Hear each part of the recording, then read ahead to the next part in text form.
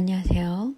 제가 요 전 동영상에서 유시민이 그 드루킹과 절친이기 때문에 그 매크로 사용을 이번에 그 알릴레오라는 것을 그 대대적으로 그 구독자 수를 늘리고 알리는데 매크로를 이용했을 것 같다라고 제가 추론했잖아요. 근데 그것이 사실이었어요. 저도 이걸 보고 깜짝 놀랐습니다.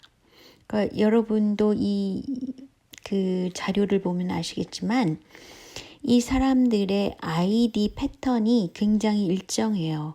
영어 단어 쓰고 숫자 8자리를 쓰는 사람들이요. 이런 게 매크로라는 거거든요.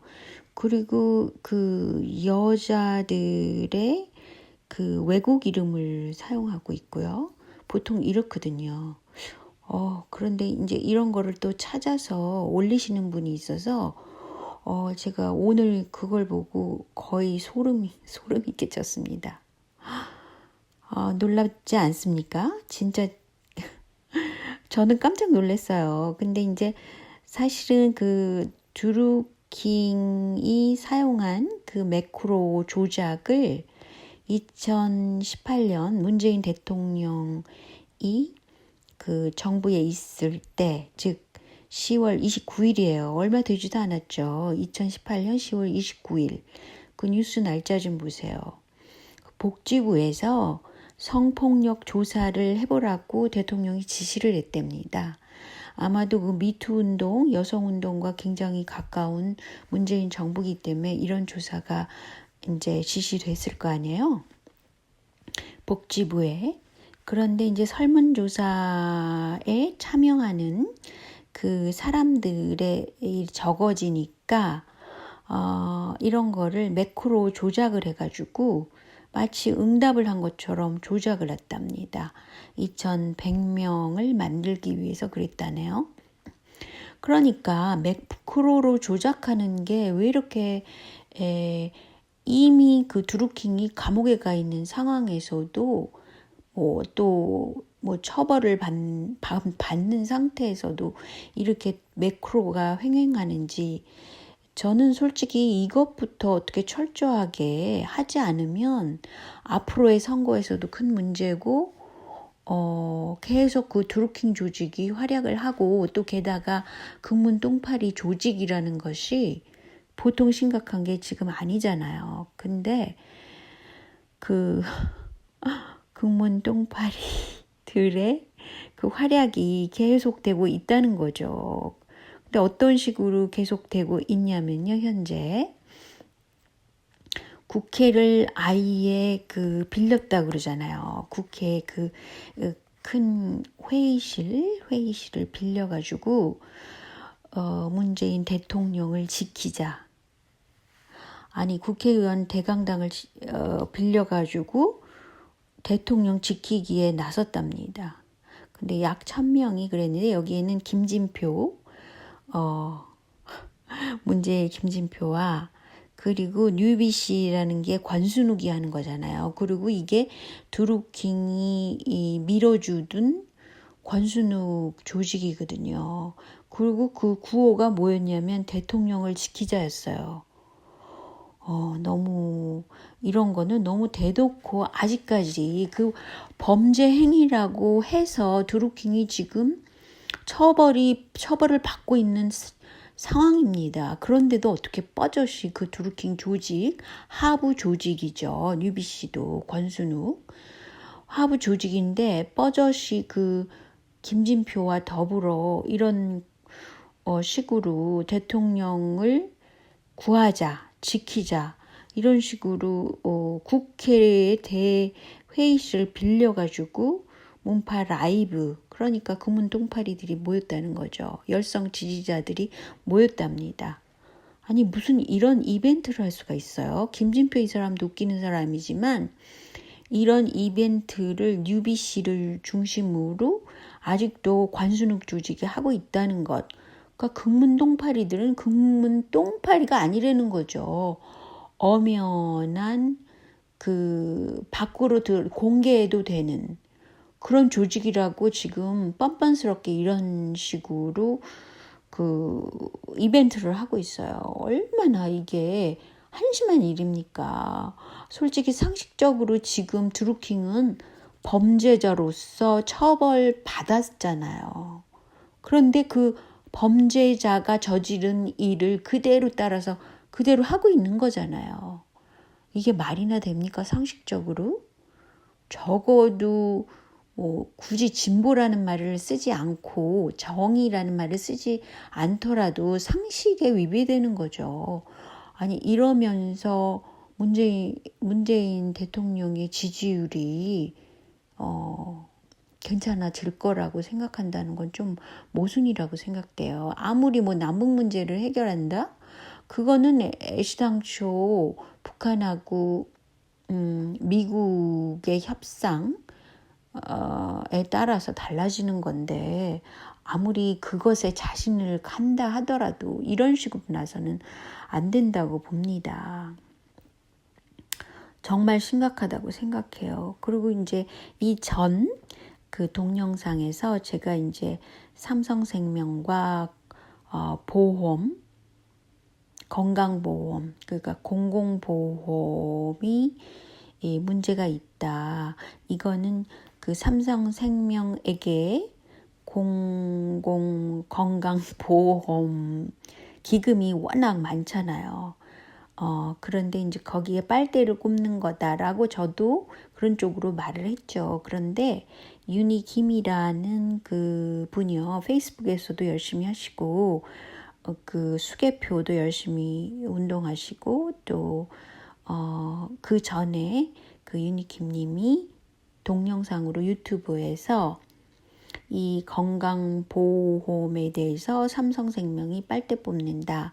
그것을 반대하기 때문에 노회찬이 제거된 거다라고 강력하게 그 노회찬 타살에 대해서 얘기를 했더군요. 그런데 저는 노회찬 타살은 일종의 그 유시민이 썰전을 그만두고 노회찬한테 썰전을 넘겨줬는데 노회찬이 드루킹 그 특검에 걸려있기 때문에 미국에서 오자마자 월요일 날 아침에 타살된 것으로 위장돼 있다고 저는 생각하고 있어요.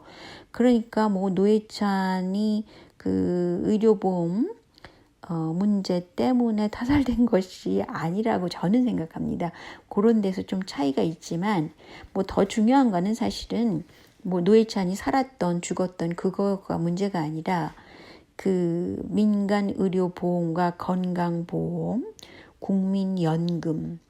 국민연금과 국민건강보험은 그 규모가 엄청 크기 때문에 그리고 공익적인 거잖아요. 근데 워낙 규모가 크기 때문에 삼성을 통해 가지고 뭐 빨대 꽂기를 하기에는 그러니까 너무 편하고 좋다는 거죠. 얼마나 그게 돈이 그렇게 많이 쌓여 있는데 그걸 어떻게 하면 써볼까 라고 생각을 안 하겠어요, 삼성이. 그리고 또 한 가지는 그 문재인 대통령이 은산 분리 완화에 대해서 굉장히 직접 챙긴 거, 그 문제에 대해서도 윤희김 님이 그 언급을 했네요. 그래가지고 제가 찾은 거를 어제 캡처해가지고 오늘 지금 올리는 겁니다. 근데 언제 문재인 대통령이 이 은산 분리에 대해서 얘기를 했냐면 2018년 7월 30일입니다. 그러니까 삼성이 겨냥한 게 은산 분리잖아요. 근데 은산 분리 그 완화되는 거, 그거를 직접 챙겼다는 거, 그것도 또 하나의 그 삼성과의 연계를 그대로 보여주고 있는 거죠. 근데 제가 볼 때는 진짜 이 정부가 좀 걱정된다고 생각지 않을 수가 없어요. 이렇게 버젓하게 어떻게 드러내놓고 그 상식을 위배되는 그런 거를 마구 알리는 건지 저는 이 점이 굉장히 걱정스럽습니다. 왜냐하면 사실은 문재인 정부가 잘 돼야지 뭐 이재명 지사도 잘 되는 거 아니겠어요? 이재명 지사가 아무리 일을 야무지게 잘하고 정책을 행정가로서 잘한다 하더라도 문재인 정부의 지지율이 이렇게 점점 떨어질 일만 하니까 앞으로 그 민주당의 지지율도 떨어질 수 있죠. 그런 점에서 저는 이재명 지사를 걱정해서라도 문재인 정부가 성공적으로 잘하기를 원하고 있거든요. 근데 이렇게 깽판을 치는 것을 보면은 글쎄요. 정말 앞으로 걱정됩니다. 그런데 이재명 지사가 전하는 반대에 모든 집회를 그만하라는 것은 아니고 법원 앞에서의 집회는 재판에 혹시 영향을 줄 수 있는 오해의 소지가 될 수 있기 때문에 법원 앞에 집회는 하지 않는 게 좋다라는 그런 발언을 했다는 것을 강조했어요. 그러니까 여러분들도 오해하시지 마시고 이 부분을 확실히 하시기 바랍니다. 그런데요, 제가 이제 조금 다른 얘기를 하겠는데요.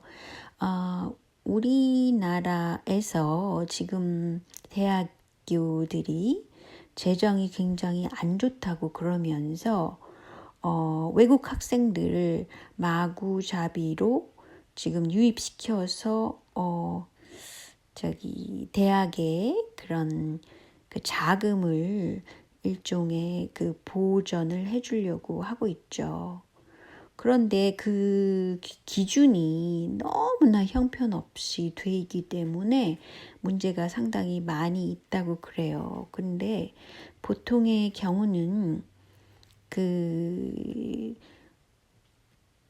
여러 가지 기준이 있죠. 외국 학생을 대학으로 받아들이는 데 있어서 그 영어에서도 토익이 다르고 토플이 다르고 그레라는 것이 다르잖아요. 대학원에 들어갈 때 보는 시험이요.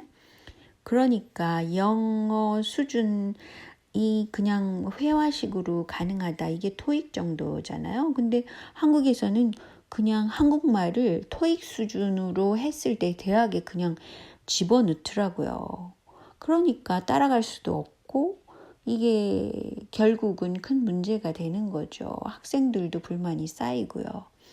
그래서 한국어 그 통과 기준을 조금 여러 단계로 해서 올려가지고 토익 수준, 한국어 토익 수준, 한국어 토플 수준, 그러니까 대학 입학 자격 할 수 있는 한국어 수준이죠.